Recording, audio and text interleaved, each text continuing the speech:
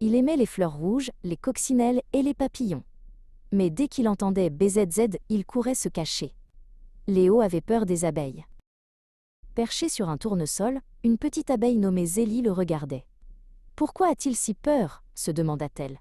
« Je ne suis pas méchante.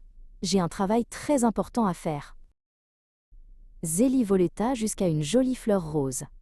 Avec sa longue trompe, elle butina le nectar sucré au fond de la fleur. « Miam, c'est le goûter des abeilles !» expliqua-t-elle à qui voulait l'entendre.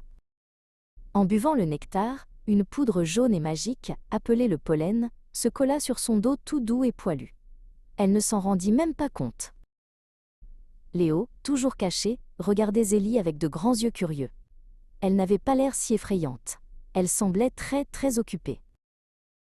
Zélie s'envola vers une autre fleur. « En transportant ce pollen d'une fleur à l'autre, dit-elle joyeusement, j'aide les plantes à fabriquer de délicieux fruits et des graines pour faire pousser de nouvelles fleurs. » Elle montra un grand pommier. « Tu vois ces belles pommes rouges ? Sans moi et mes amis les abeilles pour transporter le pollen, il n'y en aurait pas. » Léo regarda un fraisier juste à côté de sa cachette. Il vit une grosse fraise rouge et juteuse.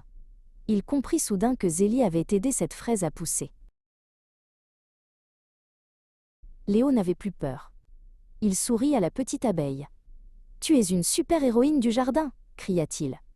Zélie fit une petite danse joyeuse dans les airs. Maintenant, quand Léo joue dans le jardin, il est content de voir Zélie et ses amis. Il sait qu'elles sont là pour aider la planète à être belle et délicieuse. Et il leur dit toujours « Merci les abeilles !»